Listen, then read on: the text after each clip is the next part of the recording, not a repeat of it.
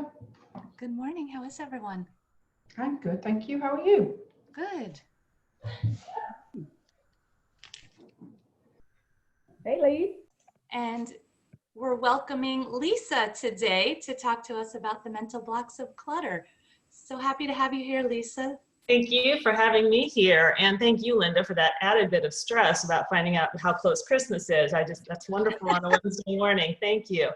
No, I'm joking, seriously. But thanks for having me. As Kalua mentioned, my name is Lisa Manise, and I'm a professional organizer with SOS by Lisa. And not only do I help you declutter and organize your space, but I also specialize in helping you overcome the mental blocks that are standing in your way, which I'm going to talk about here shortly.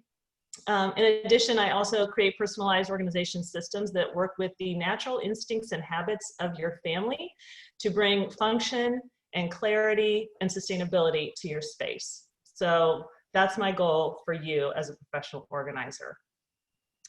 So today we're going to talk about the mental blocks of clutter, and I really just wanted this to be more of a casual talk than a presentation, so I don't have a PowerPoint or anything.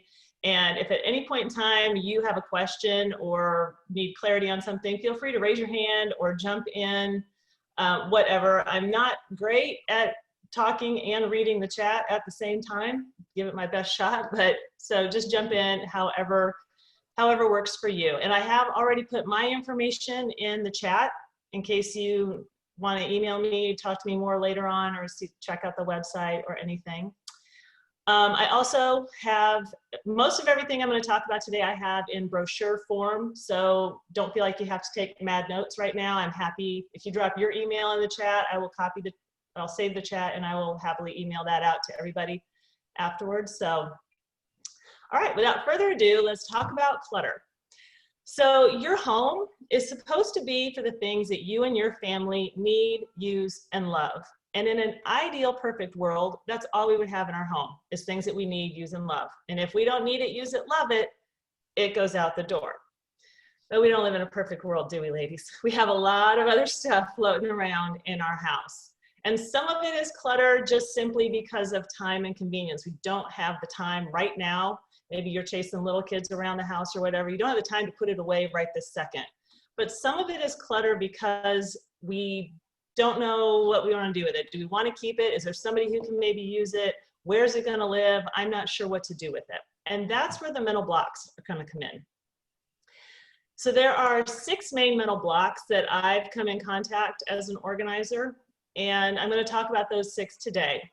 And the first one, which is the hardest one of all, the one that probably almost everybody here has faced at some point in time, is the sentimental guilt.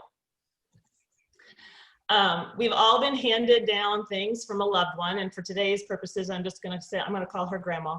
We've been given things from grandma, things have been handed down to us that belong to grandma. And now let me clarify. You may have things that belong to your grandmother that are very dear to you, and they are used, and you bring them out at holidays, or they're on display in your home, or whatever. Those fall under the category of being used and loved, so they're not clutter. That's something that has earned its space in your home. What I'm talking about are the boxes, you know, maybe the 1, the 2, the 6 boxes that you have in an attic or a closet. You've maybe moved it from one house to another without even opening the boxes. You might not remember what's in the boxes at this point. Those are the things that I'm talking about. And you're keeping them because, well, they belong to grandmother, and I have this sense of obligation that I must keep it, right? Because we feel like we're going to be disrespectful to grandma by getting rid of it, or I'm going to be throwing away a piece of my dear beloved grandmother if I get rid of this thing, whatever it is. So what I'm going to try to do with all these mental blocks is try and give you a different way to look at it, maybe sort of shift your thinking about some things to hopefully help you overcome them. And with the sentimental guilt, what you need to remember is you're not being disrespectful to your grandmother, you're actually being more respectful to you and your family, because you're giving your family the home and the space that they need that functions for them without cluttering it with things that you don't need and don't use. So you're actually being more respectful to your family, and it's not disrespectful to grandma at all. You don't lose any memories of grandma, and let's face it, if this item is up in a box in the attic for the past 6 years or whatever, it's not something that you have a real strong connection to anyway, right? And I promise you, your grandma wouldn't want you to be stressed out over this item. And keep this in mind. Let's call it a bowl for whatever reason.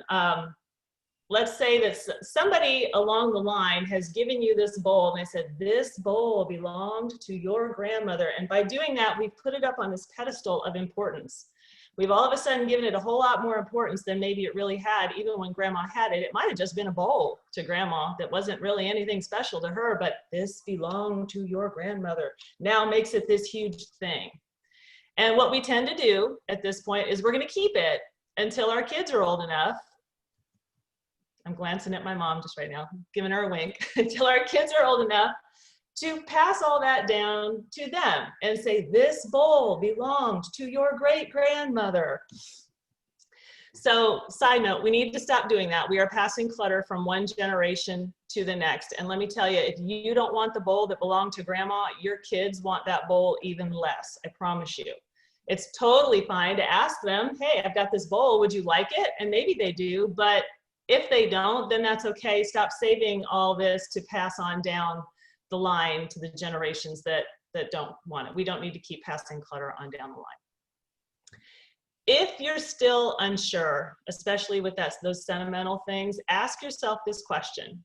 How would you feel if it was lost or broken tomorrow? Would you be heartbroken? Or would you be kind of like, not so much? If you'd be heartbroken, then that item is clearly still important to you and you should save it. But if you wouldn't be heartbroken, if it's not that big of a deal, then that's a sign that you're probably ready to let go of that item. So that's a little bit about the sentimental guilt. Any questions on that before I move on into the next one? All right, number 2, this is things that belong to a past or future you.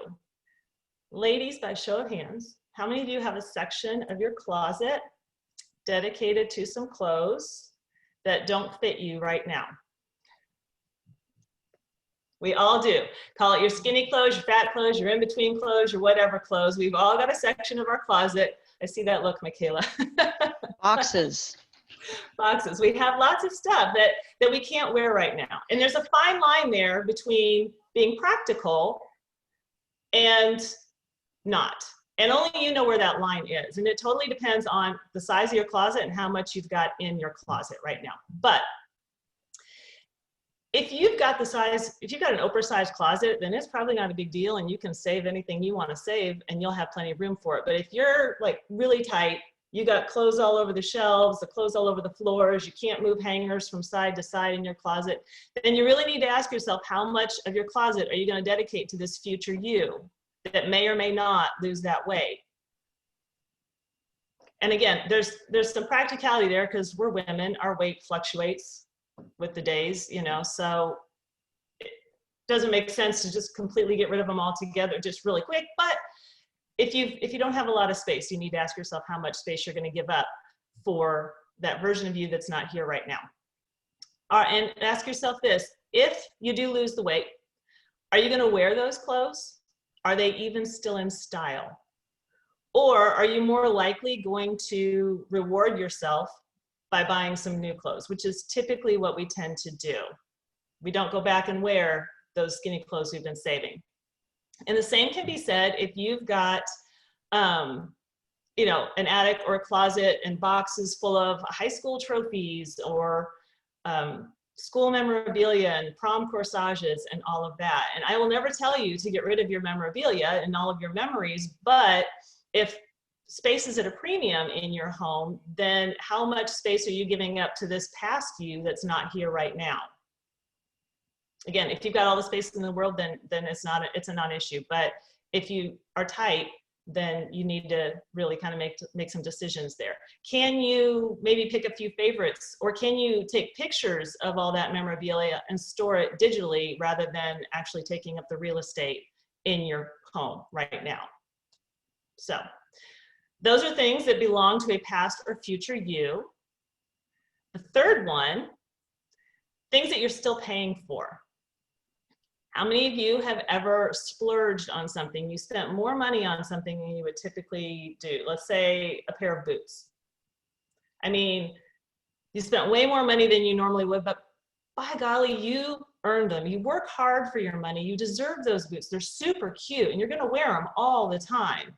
And so you splurge and you spend the extra money on the boots. Anybody ever done that? Maybe not boots, but something. Okay. And then you wear the boots out and you realize that they were designed by Satan himself and they are the most uncomfortable things you've ever had on your feet. And you can't wear them. You can't return them because we've worn them, right? So now what do? We set the boots in our closet and we leave them there for whatever we determine is an amount of time equal to this large amount of money we spent on those boots. I hear all the time, oh, I can't get rid of those. I spent a lot of money on those. Okay, that means now you're paying for them twice. You paid for them once with cash, and now you're paying for them with real estate in your closet. And top it all off, every time you walk in your closet and you look at those boots, what do? The whole buyer's remorse, you start kicking yourself again, and I wish, and I shoulda, and I coulda, and man, I wish I could go back and redo that. I shouldn't have bought those. I shouldn't have done that. You can try to sell them and recoup a little bit of your money. You can do that.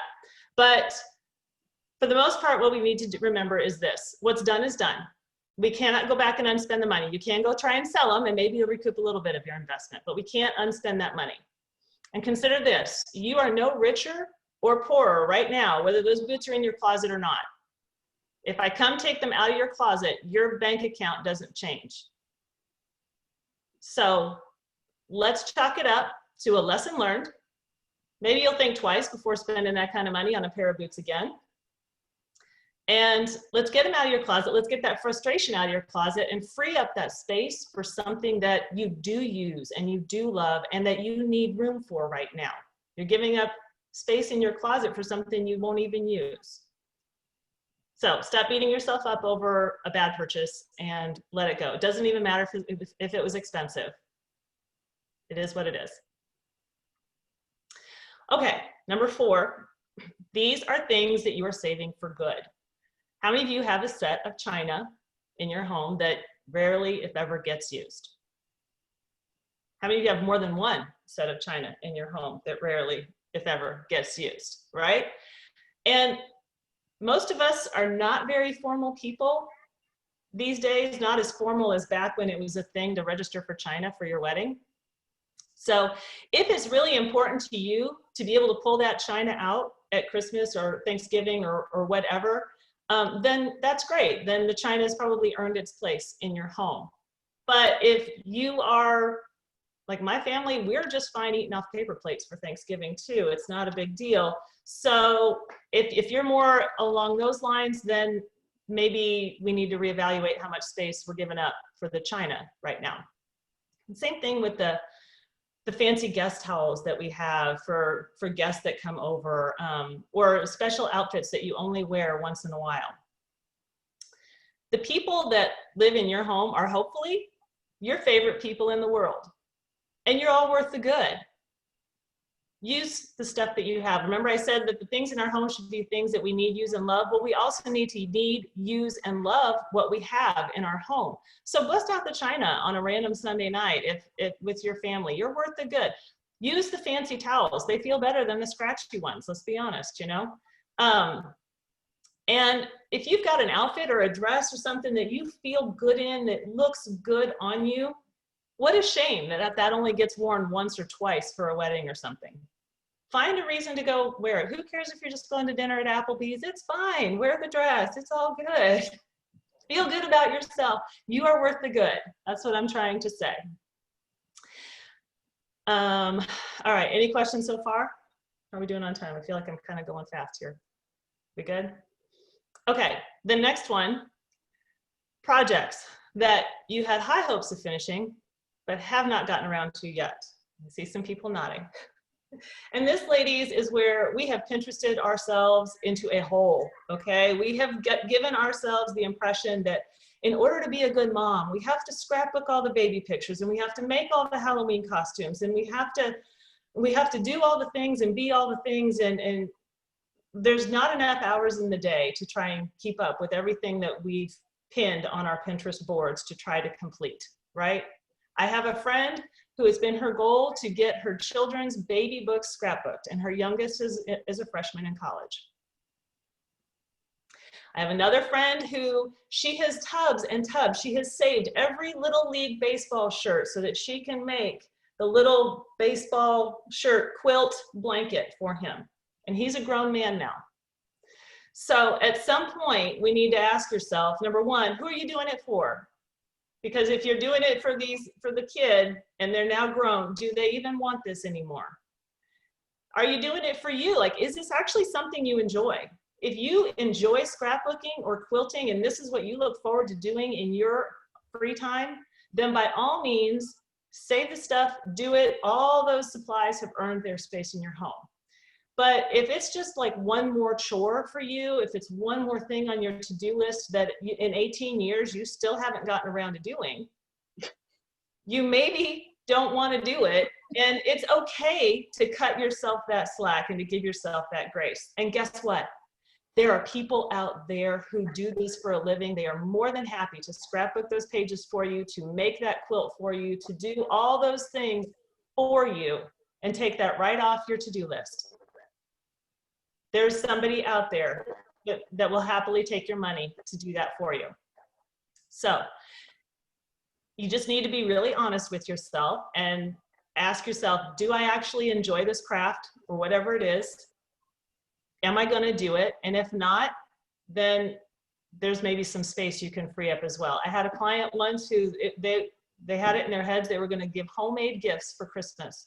And they had all the little molds and the flowers and the things. They were going to make homemade soap for everybody. And that was 5 years ago. And all the molds and the flowers and the scents and the whole thing are taking up space in their closet.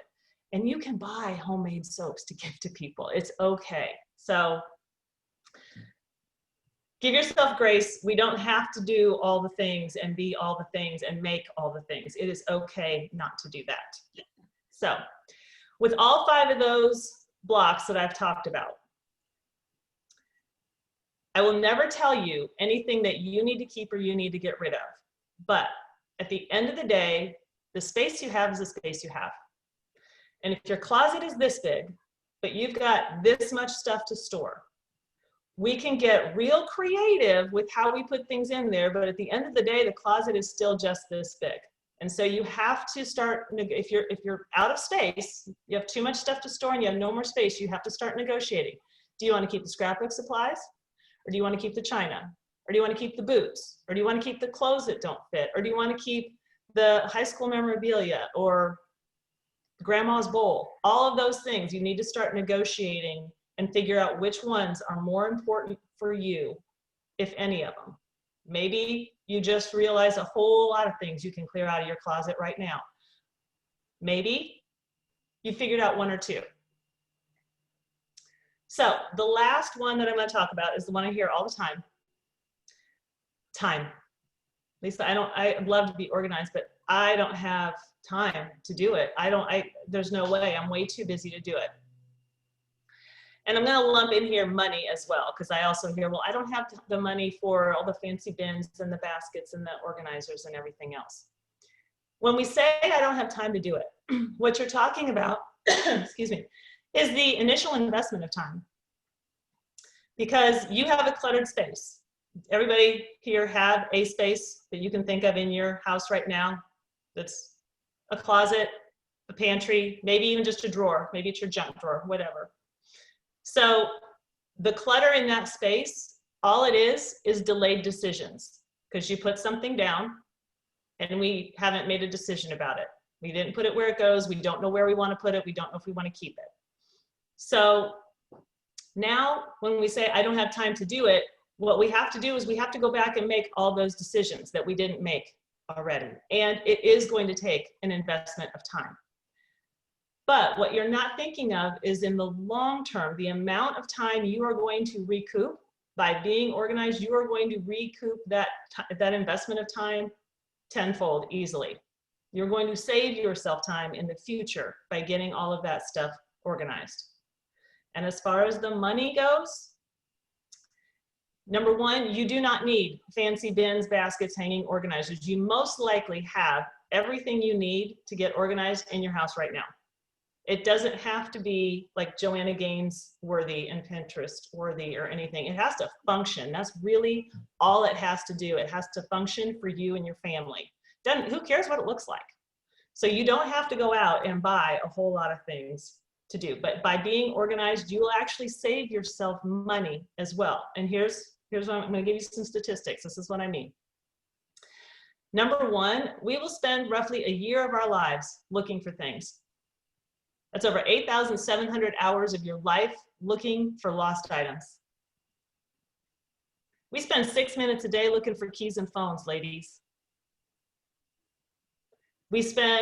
People that work at a desk spend an hour a day looking through papers on their desk for something. It's within arm's reach, it's at their desk where they're sitting right now, and you'll spend an hour a day searching through all of those papers. The clutter in your house actually increases the time it takes you to do housework by 40%. 40%. This is time we can't get back. This is time you could be spending with your family. This is time you could be doing whatever it is that you love to do in your downtime. Maybe it's the scrapbooking. This is time that you could be off doing anything else besides dealing with trying to find something in your home.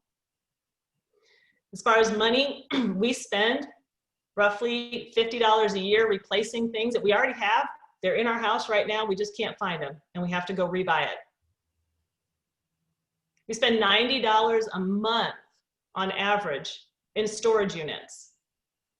And I don't have the statistic on this, but I'd be willing to bet it's got to be close to 95% of what goes into a storage unit never gets looked at again. It's out of sight, out of mind.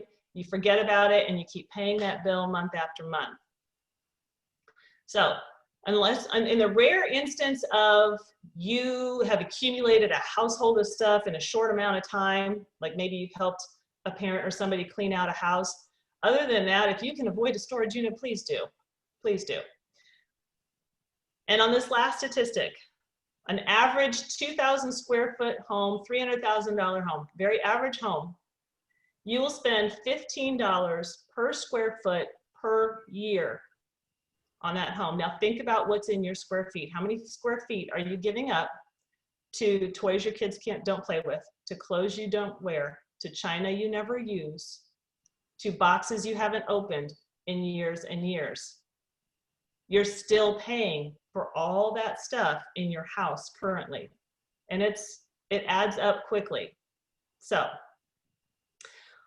hopefully you've gotten a few ideas to take back and apply to your spaces in your home throughout. Those are the 6 mental blocks of clutter. Are there any questions on any of those?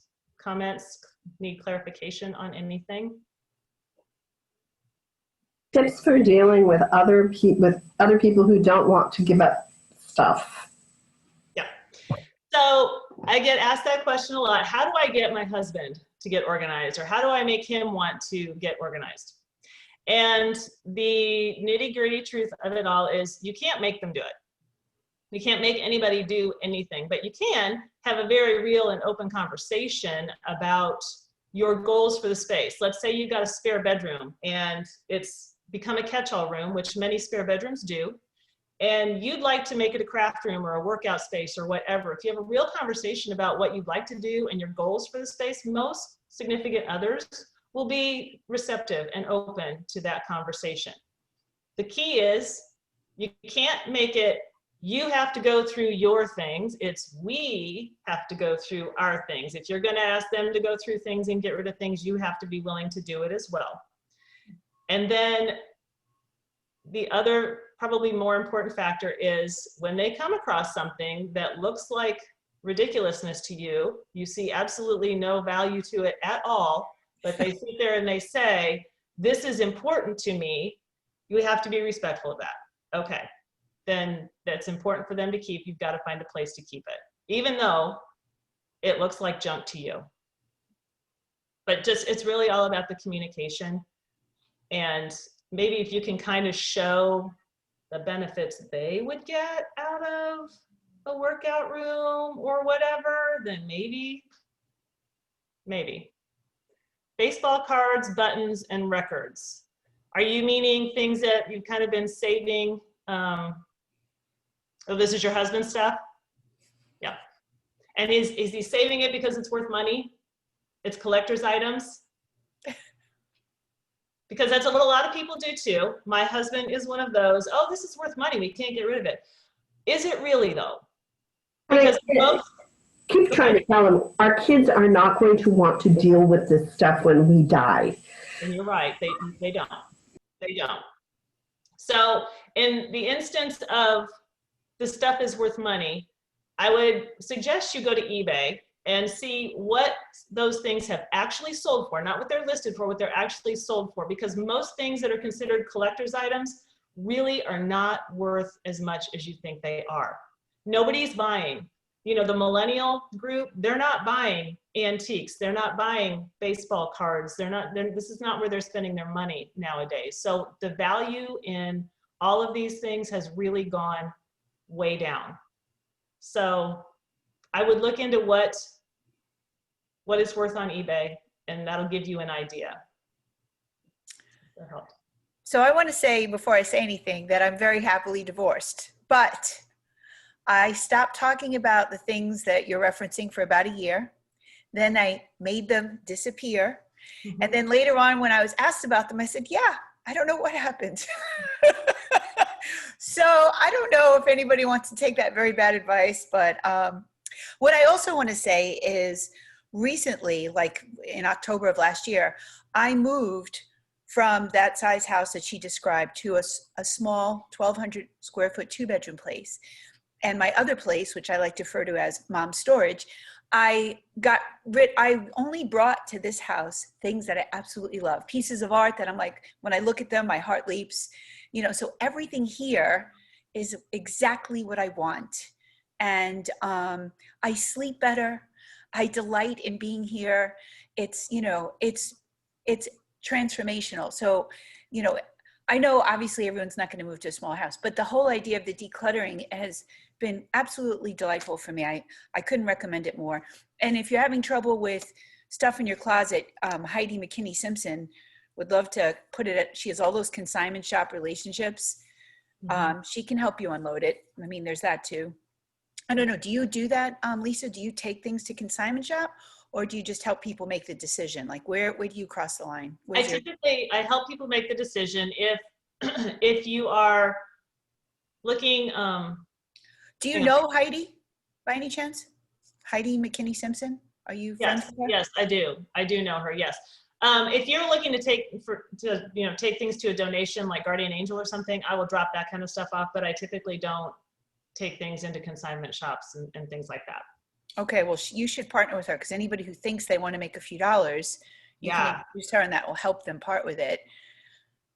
And one of the things she said to me is, every time you look at these boots, it's a reminder that you fucked up. Why do you want to remind yourself of that? Why do you want to self-deprecate? You have to part with these boots because it will lift your self-esteem. And when she explained it to me that way, that made sense to me. So then, and she's like, and someone else can wear them. Someone else will think they're comfortable. Right. They're just not comfortable for you. That's the way the world works. Right. These belong to someone else. Stop holding it back from the person they belong to. Stop self-deprecating. Just let it go. And when she said that, that was what I needed to release it. You know what I mean? So I don't know if that helps anybody either. It's very freeing to finally get free of all that clutter and to get your space, like you said, full of things that bring you joy, things that you need, use, and love. It's a very, very freeing feeling. And yeah. Yeah, so. I did that quite a few years ago. I emptied out my closet, and it wasn't even a big closet. It was just this little closet. And somehow I still ended up with like 2 or 3 lawn and leaf bags filled with stuff. It was unbelievable. So got rid of all that. And then every time I went to the closet in the morning to get dressed, everything I liked was there. I didn't have to dig through all the stuff I don't like. So getting dressed took seconds instead of, oh, what am I going to wear today? You know? And then when it was time to do laundry, done like that, you know, there was so much less to do, or where to squeeze it in, or, you know, so that initial time investment gets so much made up going down the road of how much less time you use later. It's just, that you don't even realize Life-changing. that you were wasting. You didn't Yeah. even realize you were wasting that much time. But yeah, it's definitely. And then you can sleep a little later, so you don't have to use up as much time. Hey, Lisa, I have a question. Yes, ma'am. My name's Donna, and I came on a little late due to computer error. But Uh-huh. so if you would rewrite your information, just Sure. your number and email address, that'd be great. Okay. And I'm going to be emailing or calling to make an appointment for my office because Okay. I'm the person that runs through the pile of papers for an hour. So Kahlua saw my office yesterday, and I was like, it's just jam packed. Yeah. Well, I'd be happy to help you. And for all of you ladies, I'd love to offer just a special $10.99 deal, but anybody buying a 4-hour package, I'll throw in a 5th hour for free. Oh, nice. Just mention $10.99 and I'd love to help you. But even beyond that, if you have a specific situation that you really just want some clarity about or want to just bounce some ideas off of, I'm happy to chat with you as well and see if we can come up with anything to help you with your space in that regard as well. Thank you. You're very welcome. Hey, Donna, I don't Yeah. know if you know this, but Kahlua copies the chat because she's there from the very beginning. She sends it to Anna, who emails everything to everybody. So in case you're ever Oh. late, you don't have to worry about that. Nice. Okay, thanks, Linda. We're on it, baby. All right, baby. Love you, Donna. Love you, Linda. Any other questions or comments or anything? Well, thank you so much for having me here to talk to you ladies today. It was a pleasure. And again, I hope that I've given you some inspiration to take back to your space to maybe help you overcome a couple of blocks or just at least change your thinking about a couple of things in your space. Yeah, thank you so much for being here. Did Yeah. anybody hear themselves in anything that she was saying? Yeah. I saw some nodding as I was Yeah. talking, so that was Yeah, very confirming. I actually own a book called Taming the Paper Tiger that has a lot of the same ideas that you're evangelizing, and I totally embrace everything you have to say. It's right on. So you actually read it?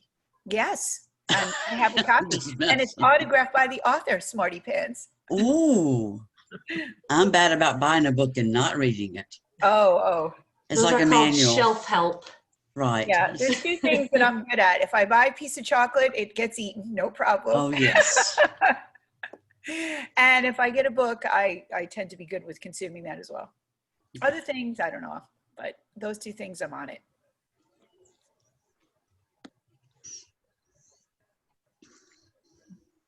Anna's ready to go clean out her closet. And it's funny, there's a Eminem song that talks about cleaning out his closets, but then he talks about dead bodies all over the floor too. So Oh, apparently it was a stressful thing for him. Hopefully our speaker will help us avoid any major mishaps like that. There's no bloodshed in your process, right, Lisa? Nope, none at all. Nope, not even any tears. It's all good. Darn. Well, Debbie, Oral, I know somebody who would accept record donations. Is that you? Raise your- No, Nola. Oh, I can't convince him, and that's fine. I've let go of it. And the problem is that he has the storage, but it's not out in my face. But we are talking about eventually moving, and I'm like, I don't want to deal with this last minute. I want to really think about what we're going to be taking with us and start downsizing now. I have a very wise. Yeah, That's we what I have did.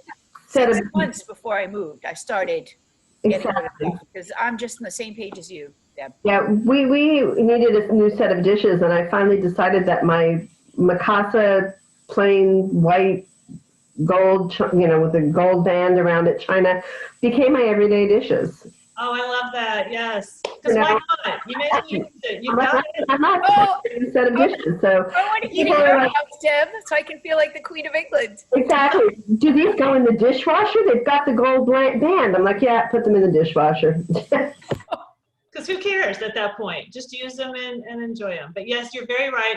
Start now, because if you try to wait till last minute, you'll panic and you'll save everything and you won't get rid of anything. So start now. Husband. Or you'll throw away something that you shouldn't have. That can happen too. I mean, it's just bad. Planning ahead is always good. We've done that. We had this like it's an old percolator that was apparently handmade by his grandfather, and I convinced him that I'm never using this. The kids don't want it. We donated it, and now he's like, I wish we never gave that away. I'm like, oh, well, we did.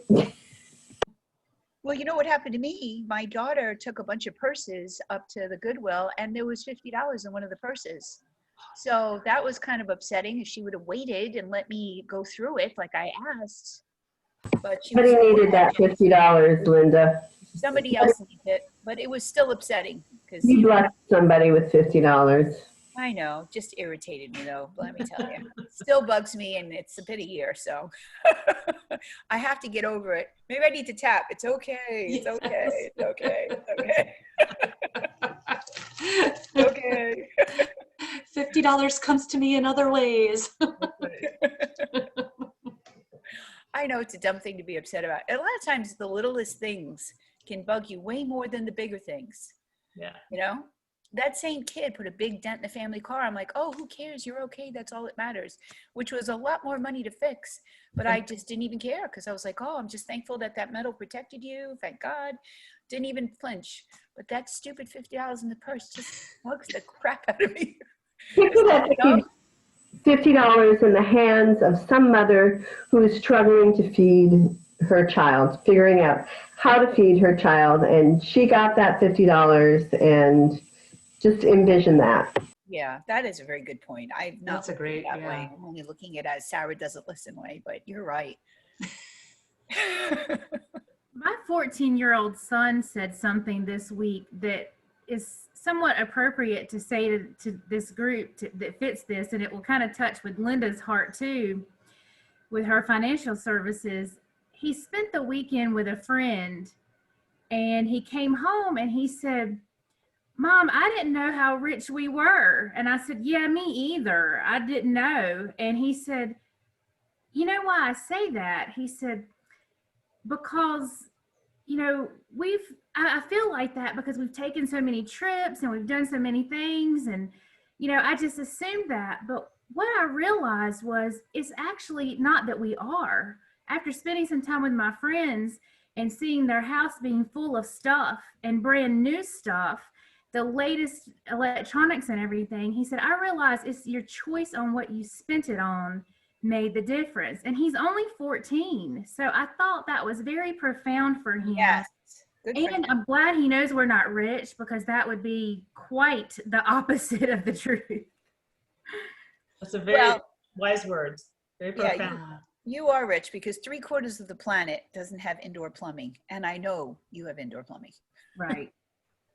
You know, even the lowest person here on public assistance is wealthier than the whole continent of Africa practically. So this whole country is comfortable compared to the other parts of the world. So there's that, you know. And I think making memories with your family and with your Oh, yeah. kids is priceless. Absolutely. Those are the things that they will remember. We always talk about making memories. Yeah, yeah. Like I can close my eyes right now and be on the back of a motorcycle with my dad, screaming for joy, running down the highway, thinking this is the best moments of my life. And it was. And he's gone now, but I still have that. So that's very precious and doesn't take up any space. That's right. Yeah, that's a wise young man you have. Somebody raised a good kid there. That's what I Yeah. said. I know that's like us too. We'd rather spend it on experiences, and you know, we'll go to people's houses where like they've got the smart house and everything, and I don't know, I'm just like, what happens when that smart house, you know, decides to attack? I'm suspicious. Says the girl who has trouble with her Wi-Fi, though. I want to point that out to you, miss. There's no problem with Wi-Fi over here. That's all. But what if my smart house decides to lock everything up and turn the heat way up or something? Then you'll just run around naked. That's what I think. Don't be smart. And you can go on Facebook and do a lot of lives.